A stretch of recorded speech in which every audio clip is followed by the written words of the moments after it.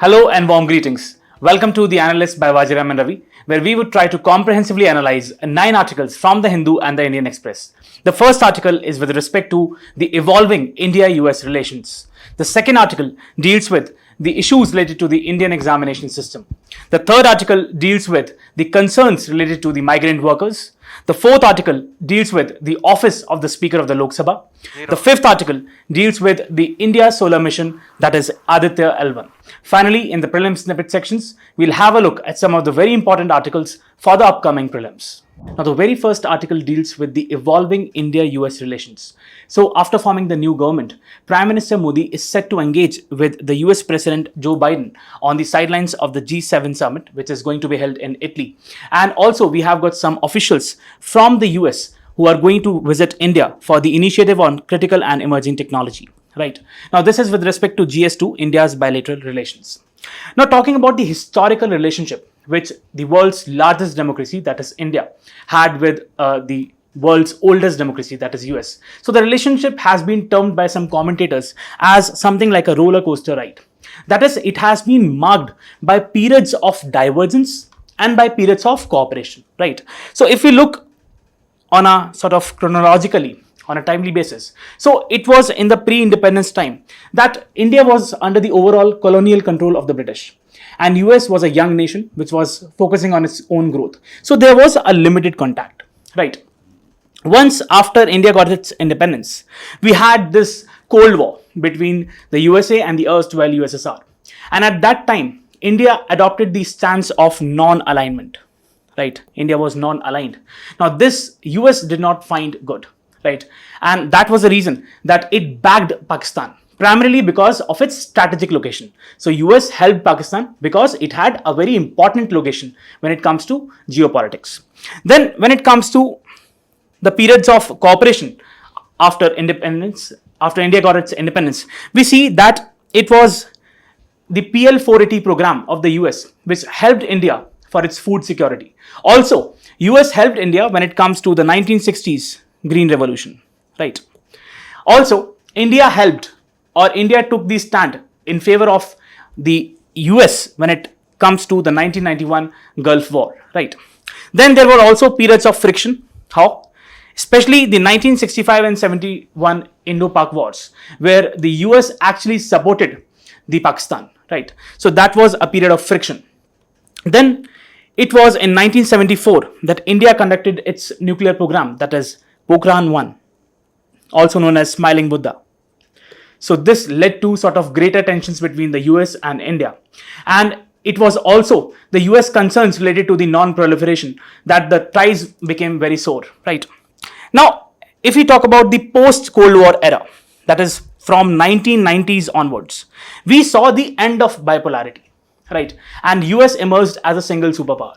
And that was the time that there was a sort of a greater interaction between India and US in different areas, say trade, manufacturing, right, defense.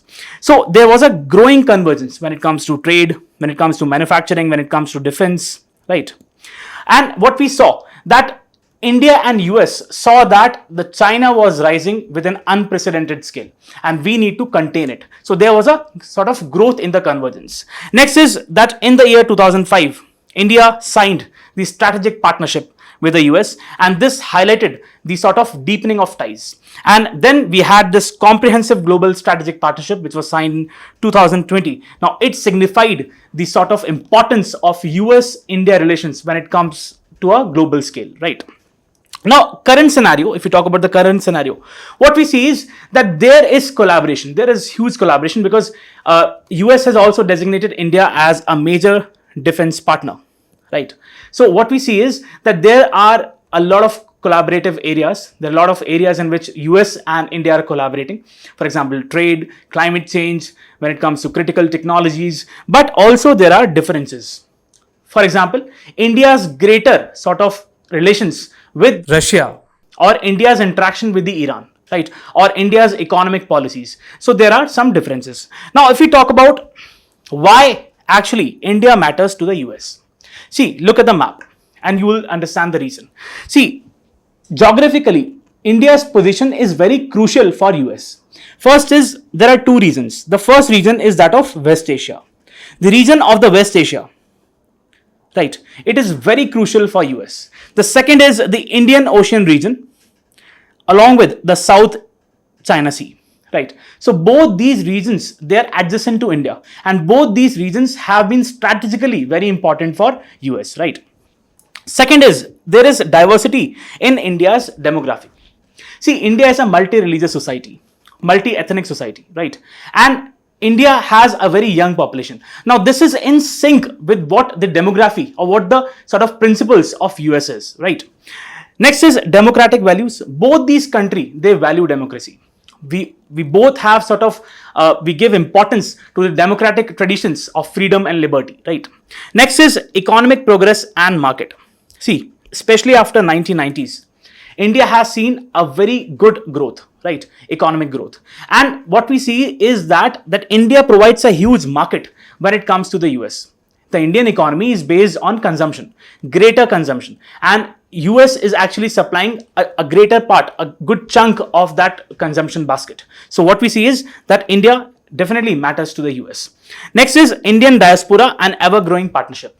Please understand that there are almost 3 million Indian Americans who represent India's interest, right? And it is because of them that there has been a growing partnership in areas like climate change, technology transfer. And if you remember that it was the role, the diaspora played a very important role when it comes to the signing of the Indo-US civil nuclear deal, right? So diaspora is very important. Next, what US sees India is a dependable player in South Asia and Indian Ocean region, primarily to counter the rise of China. Now, if we talk about why United States is important for India, first is that it is a critical stabilizing force. What do we mean by that? It is a critical stabilizing force in the world because of its military and diplomatic superiority. Still, the US is far superior militarily and diplomatically, right? So it is still a stabilizing force. Next is that it has continued its efforts to prevent any hostile hegemon in Eurasia. See, first it was USSR.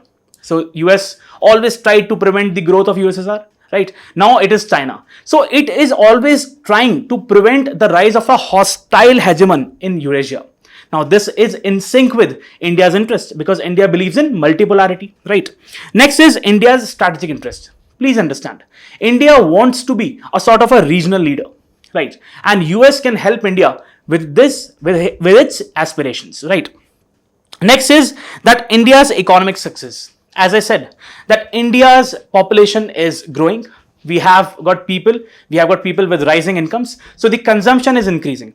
We are more sort of inclined towards the imports from the US, which are technologically intensive. So that's the reason the US is important for India. Next is that its commitment to the freedom of navigation and maritime security.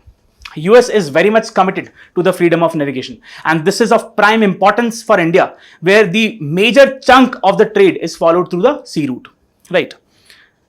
Then we have got its technological prowess.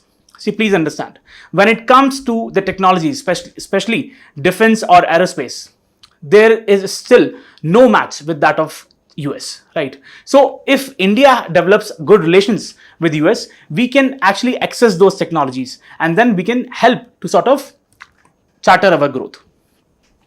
Now, if we talk about the relations, India's relation with the US at different fronts. So the first is economic relations. So US was a biggest trading partner of India in the year 2022-23, and the trading amount was more than $128 billion. And India exported almost $78 billion to US, right?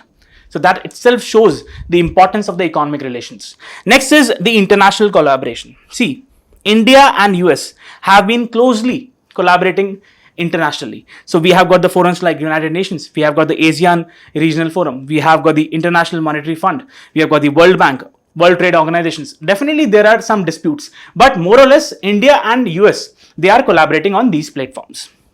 More so, we have got the platform like the Indo-Pacific Economic Framework, right? So we have got this framework to actually incentivize the economic growth in the Indo-Pacific region, and India is a key partner of the US in this. Then we have got the Indian Ocean Rim Association, where the US is a dialogue partner, right? Then we have got the International Solar Alliance, where in 2021, US became a member of the International Solar Alliance. Now, if we talk about the defense collaboration, see, India has signed all the 4 foundational agreements with the US. Now, if a country wants to develop very core strategic interest militarily with the US, it has to sign 4 foundational agreements. The first is LEMUA, that is Logistic Exchange Memorandum of Agreement. The second is the COMCASA, that is Communications Compatibility and Security Agreement. Third is BECA, that is Basic Exchange of Cooperation Agreement. Then the fourth is GSOMIA, that is General Security on Information Related to Military Agreement, right? So these are the 4 agreements, foundational agreements, which India has already signed with the US. Now, if we talk about the arms imports, see, India, especially after the end of the Cold War, India's imports of these arms, high technologically intensive arms, has been increasing. For example, we have got the Apache attack helicopters. For example, we have got the C-17 Globemaster. For example, we have got the C-130J Super Hercules. So these are some of the very sort of important military supplies which India has got from the US, right?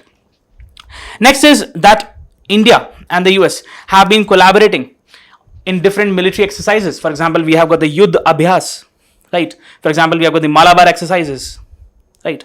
So these are some of the areas where the Indian Defence Forces have been sort of participating with the US Defence Forces. Then we have got the strategic initiatives, for example, I2U2.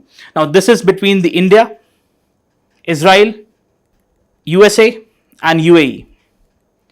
Now see, please understand, this is a strategic initiative and it has also been termed as a new Quad, right? So India is a member of this.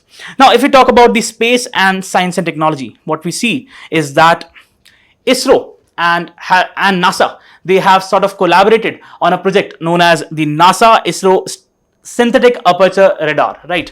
Now this is a very sort of advanced work when it comes to the Earth observation, right? Then we have got the Artemis Accord. So in June 2023, ISRO signed a pact with NASA's, and it actually signed a pact for the Artemis Accord, which provides for sustainable and sort of exploration of the outer space, right? Then we have got the initiative on critical and emerging technologies. Now this deals with the domains like artificial intelligence, supercomputing, it deals with quantum computing, it deals with semiconductors. So India and US are actually participating, collaborating in these wide domains, right? Now what we see is what are the major challenges when it comes to India and the US. The first is the US criticism of India's foreign policy. See, especially after the Second World War, US always had a sort of an alliance kind of mindset. US always believed in alliance. Whereas on the other hand, India had a sort of a non-aligned posture. So that is a first concern, right? Moreover, we have got this Afghanistan, the 9/11 crisis, and after that the sort of the US invasion of Afghanistan, where the US wanted India to put its troops on the ground, but India vetoed this, right? Next, we have got the Iraq War of 2003. India did not accept this. India was not in favor of the US invasion of Iraq. Now, if we talk about the other aspects, what US sees is that India has been engaging with some of the US adversaries. For example, we have got the Russia. So, especially if you observe, after the Russia-Ukraine war started, the oil trade with India and Russia it has been booming, right? So US does not see this in a good light. Second is the partnerships which India has with Iran, right? Especially when it comes to the Chabahar port. So US is distasteful of these projects. Next is US criticism of India's democracy. See, please understand, there are some organizations in US which criticize India's democratic setup. For example, we have got the International Religious Freedom Report, which criticizes India's democracy, and it puts question mark over the conditions of minorities in India. Now, this is obviously not liked by Indians at large or Indian authorities in particular, right? Next is there are economic tensions. See, please understand that we have got programs, especially after the COVID. The government launched the Atmanirbhar program, right? Now, this is seen as a protectionist move. protectionist move by the US, right? Also, the US stopped its sort of favors which it was giving to India in terms of the duty free exports, right, to the US. That was under the generalized system of preferences, right? So US stopped that. So it has actually affected the India's traders, right? So what we see is that these are some of the concerns, and I already told you the importance of India-US relations. Now, what is the way forward? See, please understand. Both need to realize that this partnership is crucial for a sort of a rules-based international order. So if US and India want that there should be a free and open and rules-based international order, they need to collaborate more effectively. Next is that there is a scope of enormous opportunities. See, please understand that we are witnessing the rise of critical and emerging technologies. We have domains like artificial intelligence, machine learning, robotics, nanotechnologies, and all these things. So over there, US being the leader in these technologies, there is a need for collaboration, for more effective collaboration between India and US. Next is India's growing stature demands greater collaboration. Please understand, as India is economically growing, as India is militarily growing, what we need is that India needs to collaborate more with the US, primarily to sort of counter the Chinese rise, right? So what we see is, as the former Prime Minister Atal Bihari Vajpayee said, that India and US, they are natural allies in the quest for a better future, right? So what we see is that India and the US need to collaborate more effectively. We need to find more areas of collaboration, and we need to sort out the differences. See, all countries have differences, but one being the largest democracy, one being the oldest democracy, it becomes an obligation for both of them to sort of collaborate on different issues and make sure that the partnership reaches to new heights. So the next article is with respect to the Indian examination system. See, the recent NEET controversy, the NEET exam which was conducted by the NTA, has highlighted that Indian examination system has been suffering from recurrent scandals, right? And there are also issues with respect to the inconsistent standards. Now, they all sort of raise the concerns with respect to the effectiveness of the existing examination system in India. Now, this is with respect to the GS2, social justice, issues related to education. Now, talking about the importance of higher education examination system in India, what we need to see is that as of now, there are almost 1100 universities in India, and almost 50,000 colleges are affiliated to these universities, and they in total enroll more than 40.5 million students, right?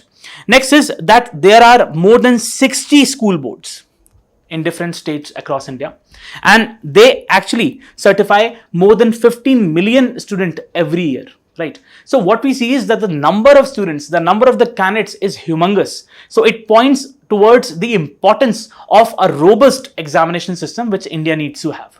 Now, what are the issues related to the examination system in India? See, the first and the foremost is the illusion of equal opportunity.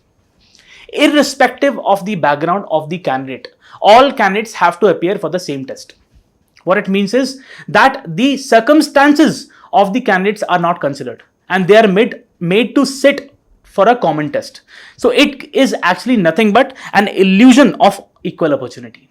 Second is that it prioritizes competition over comprehension.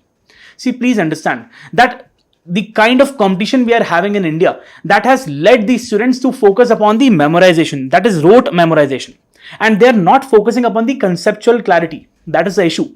Next is that the competition in India is intensely competitive and stressful.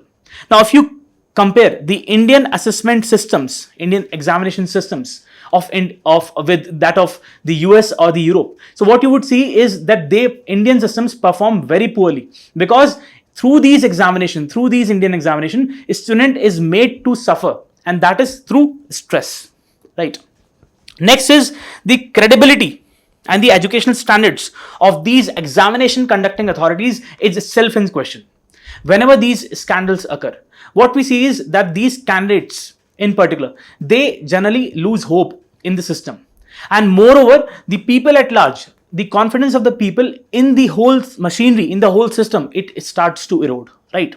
Next is the assessment quality. See, the assessment in India, it is prone to several malpractices. For example, cheating, For example, impersonation. We regularly see how people impersonate and give this exam, right? And moreover, there have been issues where the question paper of some of the very important examinations in the country, they have had issues with respect to language error, or the questions have been irrelevant. So what it actually points out towards is the quality of the examination which we are conducting. Next is that there is poor academic infrastructure. When it comes to the staff, there is sort of pathetic staff inadequacy, right? Also, we have got the faculty members of these examination conducting authorities. These have mediocre sort of understanding, and because of that, they're unable to sort of make those question papers which really test the knowledge of the candidates. Now, what can be done to reform the India's examination system? The very first thing is that we need to have a flexible assessment method. What I am trying to say is that you cannot have a sort of a one size fits all approach. You need to have a sort of more nuanced assessment framework which takes into consideration the needs or the standard of the particular candidate. Next is we need to have holistic evaluation criteria. What it means is that for evaluating the performance of the candidate, we need to encompass a broader range of competencies. For example, creativity. For example, emotional intelligence. For example, let's say teamwork, right? So these are the competencies which need to be included. Next is that there needs to be a comprehensive curriculum reform so that it emphasizes on critical thinking. And this aspect of rote memorization can be done away with, right? Next is we need to address the institutional dysfunction. By what? What I mean is that we need to invest adequately in the staff. We need to invest adequately in the quality faculties, right? In the quality teaching sort of professionals where they can help the sort of making the institute more robust. So what we see is then we need to ensure learning outcomes. How we can make so? That we need to encourage the academics to contribute in curriculum design, to contribute in pedagogy, right? To contribute in making those curriculum which are in sync with the sort of needs of the aspirant, right? So next is that we need to leverage technology. So right now also we are having some of the examinations which are conducted online, but we need to make the use of those softwares which are foolproof, which are robust, which can be trusted, which can be actually tested by third parties, right? So that is what we need to do so that there can be enhancement in the credibility of the whole system. Next is that there needs to be a regular external audit of the assessment systems so as to know whether they are actually meeting the criteria or not, the benchmark principles, right? So that we can also ensure the reliability and consistency of these assessment frameworks. So what we see is definitely the Indian examination system is suffering, and we need to have these strategies in place so that we can ensure a more inclusive, more equitable, sort of more participatory examination framework, right? And we can make sure that the whole education system in India is in line with the national education policy, and we can actually reach to that level where the assessment frameworks are not designed in such a way that they favor one set of people and they sort of give disadvantages to the other sections of the people. Thus, by ensuring a more robust framework, we can ensure a sort of more inclusive framework. Now, the next article deals with the migrant workers, that is the concerns faced by these migrant workers. So what we see is that the security situation in Manipur is fragile, and that has forced many of these migrants to flee. Now, it points towards the deepening crisis with respect to these migrant workers, right? Now, it forms a part of GS3, inclusive growth and mobilization of resources. Now, if we talk about the definition of migrant workers, so who is a migrant worker? See, any person who migrates within the country or outside to pursue work. So that person is known as a migrant worker. In India, usually the migrant workers, they refer to those who engage in internal migration. Now, what is internal migration? That is the movement of people from one place to the other within the country. That is internal migration, right? Now, if we talk about the data, statistics on migration, what we would see is that the 2011 census says that the total internal migrants in India, they form 37% of the total population of the country. Now, this is very huge, right? Now, then we have got a report by the Ministry of Housing and Urban Affairs. So it sort of did a study, and it came out with a report of the working group on migration in 2017. Now, it said that 17 districts in the country, they contribute to around 25% of the total internal migration. And out of these 17 districts, we have got 10 districts from UP, we have got 6 districts from Bihar, and we have got 1 district from Odisha. Right. So this is the situation. Then it also said that when it comes to sectors like manufacturing, or when it comes to sectors like modern services, what we see is that the net out male migration is around 38% to the urban areas and 40%, right? So this data becomes important. You can quote this data in your exam. Now, if you talk about the data given by the economic survey, so it says that the economic survey of 2016-17, it says that the migration is more from the less sort of developed states, for example, UP, Bihar. So they have sort of more net out migration, right?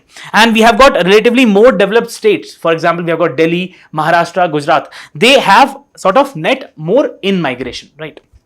Then we have got a report by the Ministry of Statistics and Program Implementation. Now it conducted a study from the period July 2020 till June 2021. Now, if you remember, this was primarily the COVID period, right? Now, it said that the all India migration rate was 28.9% during this period, right? And it also said that the females recorded a higher share of migration rate, that is of around 47.9%, and the males recorded a sort of migration rate of 10.7%. And the major reason for the females was, for the 86.8% of the females, the major reason for the migration was marriage. And for males, 49.6% of the males, the reason was the search for employment. So this is a crucial data. Now, if we talk about the problems faced by these migrant workers, the first and the foremost is lack of job security. See, primarily, these migrant workers, they become part of the informal and the unorganized sector. And these sector, they are characterized by sort of lack of social security, lack of job security, right? Also, in many cases, it has been observed that they have been paid, they have been paid sort of the wages which are less than the minimum wages, right? And no social security is provided to them. And they have to work for long hours, right? Then we have got social exclusion. See, majority of these migrants, they belong to the socially and economically backward classes. Right, they have different ethnicities, they have got different language, they've got different culture, so they suffer from acute form of discrimination, right? Next is that there is lack of legal protection. When it comes to laws, majority of the laws, they don't focus on these migrant laborers, right? And that is the reason that social protection schemes for these migrant workers is almost lacking, right? Next is that there are inadequate living conditions. The places where these migrant workers live, it is primarily the slums, and they are characterized by inadequate or unhygienic wash conditions, water, sanitation and hygiene, right? Next is that exploitation by the middlemen. See, these migrant workers, they primarily rely on these middlemen for jobs, and these middlemen, they charge high fees from these migrant workers. Moreover, in some cases, it has been observed that these middlemen, they force these migrant workers into sort of very bad sort of activities. They have been forced in sexual exploitation, right? There have been cases where these migrant workers have been very vulnerable, especially the children and the women, right? Next is that there is lack of coordination among states. See, there is lack of reliable exchange of formal information between these states. And when the information is not shared, it becomes very difficult for effective policies, right? So you cannot make a good policy if you don't have a data, right? So there is a lack of data. Now, what have been the government actions? The first and the foremost is that India enacted a law, and that is the Interstate Migrant Workmen Act of 1979. Now, this act actually mandates the sort of registration of these migrant workers. It also mandates that these contractors must be given licenses by authorized bodies. But the issue is that many of these states have not implemented this act. Moreover, the second issue is that this act has been incorporated in the 4 new labor codes which India has sort of made. But these labor codes have not been implemented as of now. So the conditions of these migrant workers remain sort of very dismal. Next is the Pradhan Mantri Garib Kalyan Yojana. So after the lockdowns, the government launched the Pradhan Mantri Garib Kalyan Yojana, and it was focused upon the needy, upon the unorganized workers, right? So it provided some financial incentives. Next is the Pradhan Mantri Street Vendors Atmanirbhar Nidhi, that is Swanidhi. So it aims to provide collateral free loans up to 10,000 rupees for working capital to these street vendors, right? Next is we have got the e-Shram portal. So this e-Shram portal helps, it's actually nothing but a sort of a data management tool,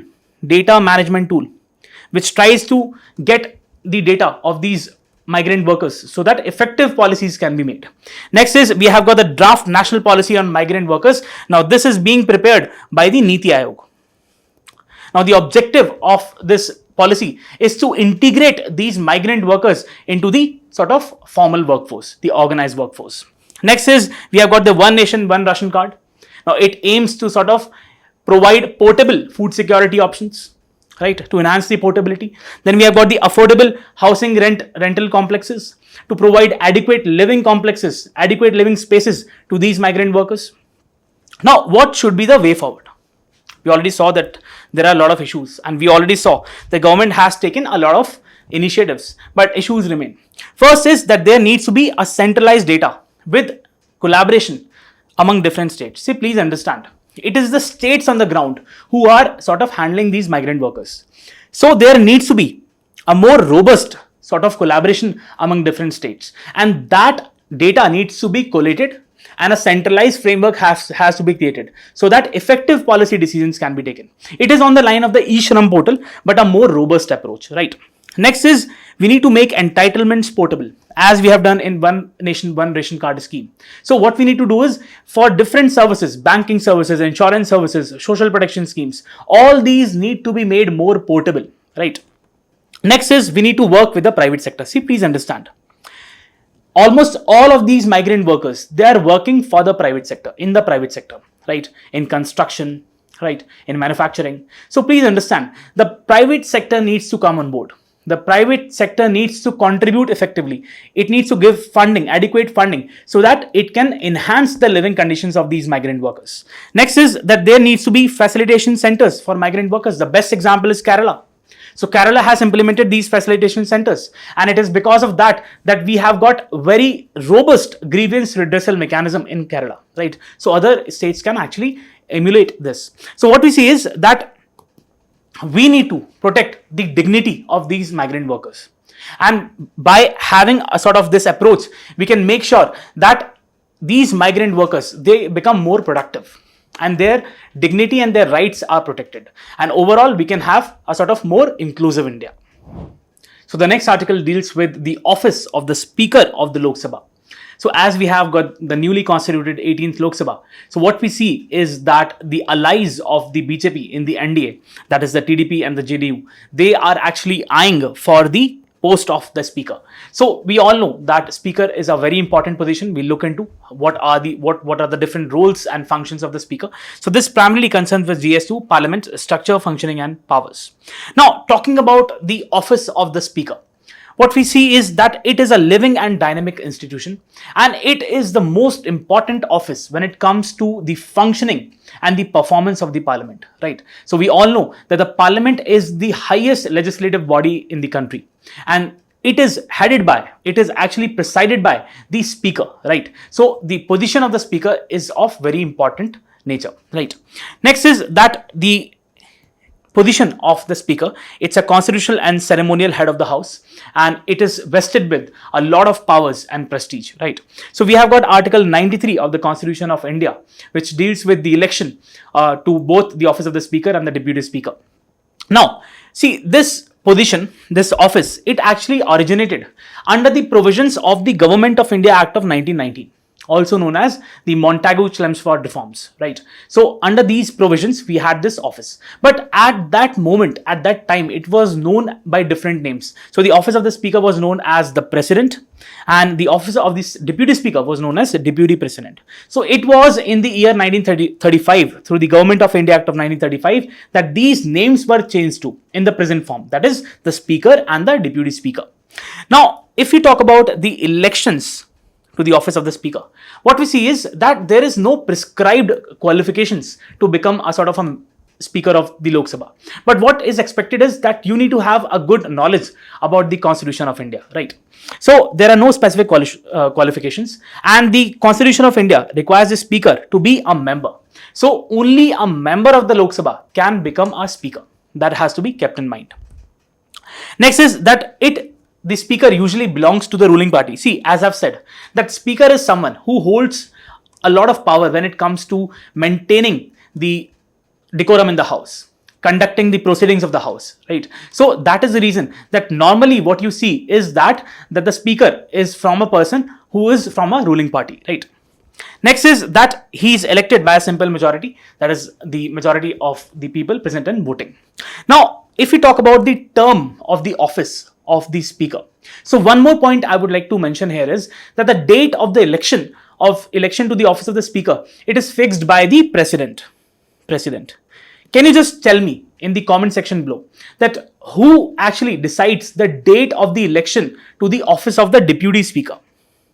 So as I said, the date of the election to the office of the Speaker is decided by the President. Who decides the date of the election to the office of the Deputy Speaker? So do mention in the comment box.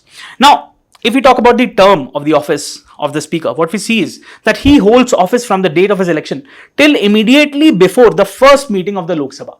What it means is that whenever the Lok Sabha is dissolved, the Speaker does not vacate his office and he continues to be in the office till the newly elected Lok Sabha meets, right? So as soon as you have the newly elected Lok Sabha, the Speaker actually vacates from his office, right?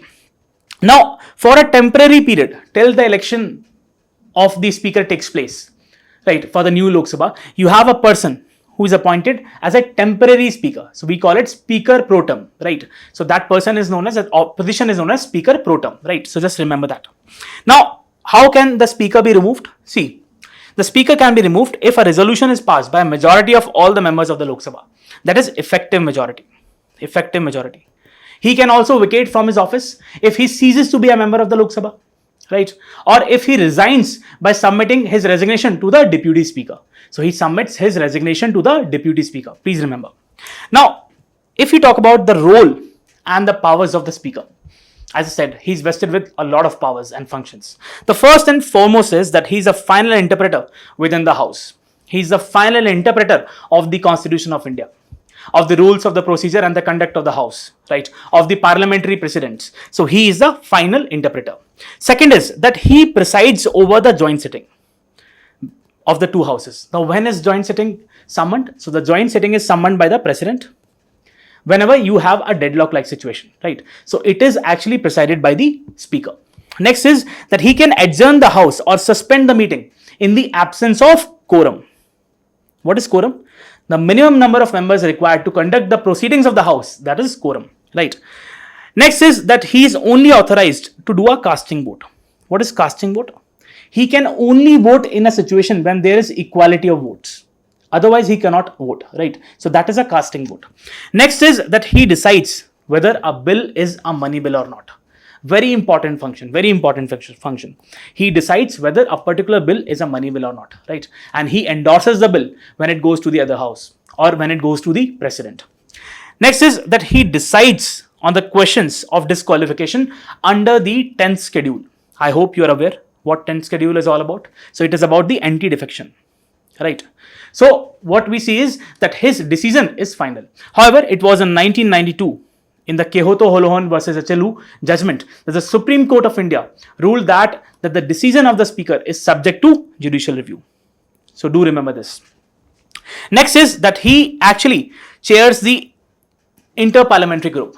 Now this forms a link between the Indian Parliament and the parliaments around the world, right? Next is that he actually supervises the constitution of committees in the Parliament. And he himself is the chairman of 3 committees. The first is General Purpose Committee, second is the Rules Committee, and the third is the Business Advisory Committee. Right, so do remember this. As I said, that since he actually presides over the House, he is actually given the rights, he is a guardian of the rights and the privileges of the House, its members, its committees. So this is a very important part. Now, what are the issues with respect to the office of the Speaker? See, as I said, that the speaker is expected to be impartial. He should actually act in an impartial manner. But there have been allegations, there have been sort of accusations that the speaker has been partisan or biased. He has acted along the lines of the ruling party, right? So that is one accusation which has been given. Next is that there have been use of discretion in an arbitrary manner. As I said, that it is the sort of power of the speaker to decide on the disqualification under the 10th schedule. So there have been cases where the speaker has used arbitrary provisions. Now, so how can we make this office, which is vested with such great powers and responsibilities, more effective, more impartial, right? So learnings can be made from United Kingdom or Canada. So in United Kingdom, what happens is that as soon as the speaker gets elected, he resigns from its political party. Right. Now, this tradition is not well established in India because we have not reached to that maturity of the parliamentary proceedings. Right. So this can be actually emulated by India. Next is Canada. In Canada, what happens is that the speaker can summon any minister, right, and ask and put up questions. So this power is not with the Indian speaker. So that can be given to the Indian speaker so that the ministers become more accountable to the parliament. Before we go to the next article, we have got a very important question of the 2018 prelims, and I want you to actually sort of give answers for this question. So the question says, consider the following statement: the Speaker of the Legislative Assembly shall vacate his or her office if he or she ceases to be a member of the Assembly. Whenever the Legislative Assembly is dissolved, the Speaker shall vacate his or her office immediately. So which of the following statements is or are correct? One only, two only, both 1 and 2, or neither 1 and 2? I want you guys to actually give your answer in the comment section below. So the next article is with respect to the Aditya L1 mission, right? So what we see is that ISRO has released few images from the Aditya L1 mission of the sun, and they are primarily of that time when there were solar storms, right? So we'll see what Aditya L1 mission is all about.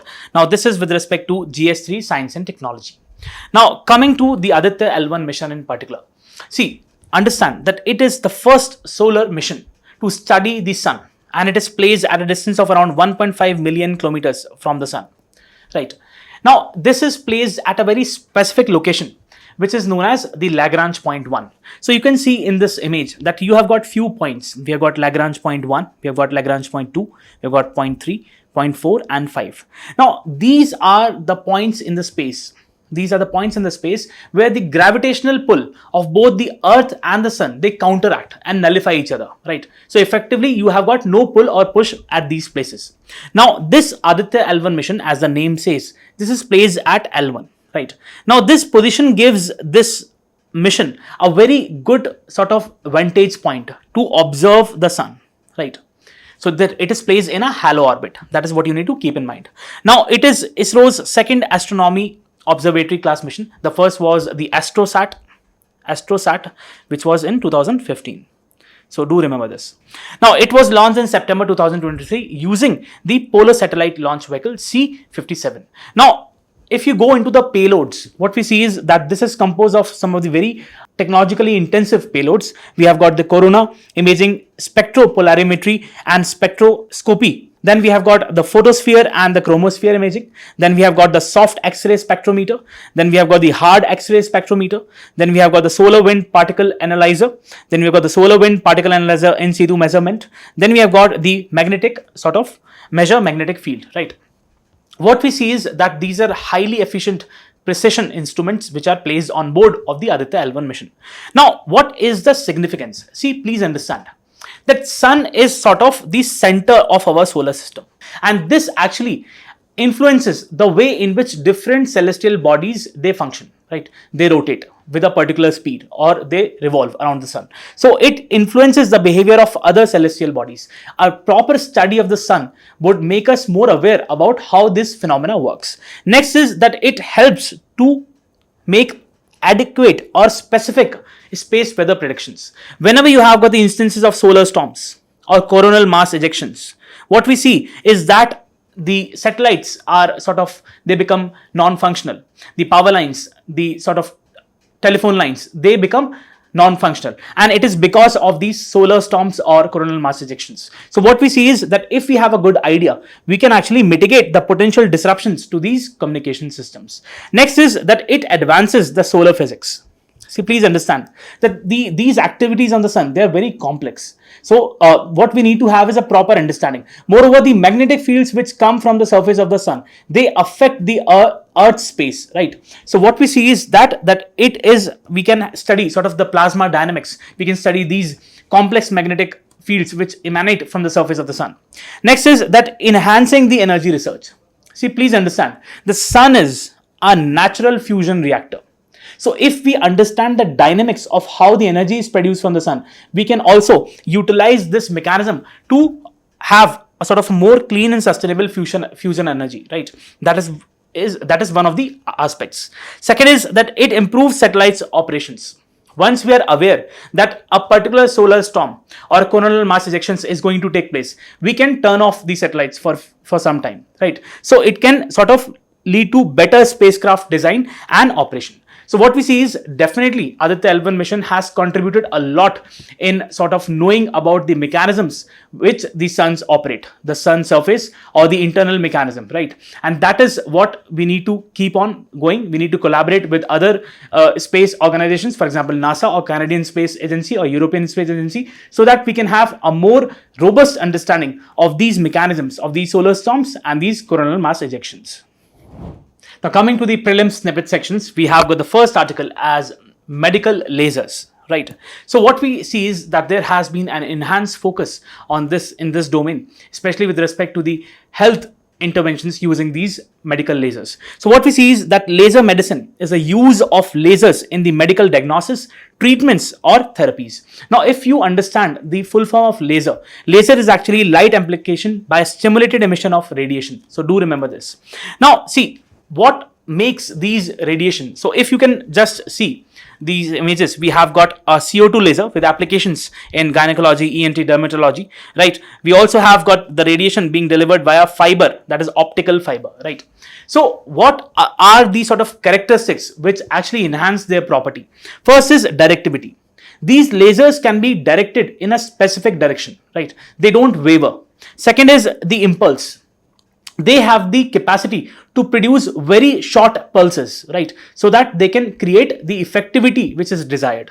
Next is that it is composed of monochromaticity. That is, it is composed of single color. Over there you can see that it is composed of red color over here.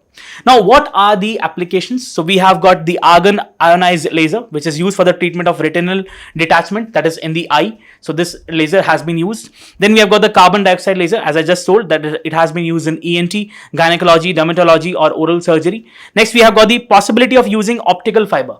So please understand, previously we were using just a directed source from a machine, but now we have got the optical fibers. So we can use in the endoscopy, right? So it is used in endoscopy also. It has enhanced the function of these medical lasers. Then gastroenterology, what it deals with is that the digestive systems, right? Next is pneumology, that is it deals with the respiratory tract infections. Then we have got the urology, that is urinary tract, right? Now what are the advantages of these medical lasers? See, first is directional precision. What it means is that you can precisely direct these lasers to a particular infected tissue. It does not harms the adjoining healthy tissues. That is what. Second is spectroscopy analysis. By using these lasers, we can have a proper analysis of the biochemical samples. Right. Next is that electrical intensity of the laser can be easily controllable. So as you can vary the electrical intensity, the applications can also be changed. So that is what you need to know about the medical lasers. Now coming to the next topic, that is the G7. Now this is important as we started the discussion that Mr. Modi is scheduled to be in Italy for the G7 summit. Right. So it is an intergovernmental organization and it was formed in the year 1975. So please understand, there were a few reasons. So we had this oil shock, right? We had the economic shock, which resulted into some of the countries, especially France, advocating for a more collaborative approach. And that is the reason you have these countries which came together, the industrialized countries. So we have got the Germany, we have got the UK, France, Canada, US, Italy and Japan. So they came together so that a proper mechanism can be developed. Now it discusses issues like global economic governance, international security, energy policy. Now, G7 countries, as I said, it is our UK, Canada, France, Germany, Italy, Japan, and US.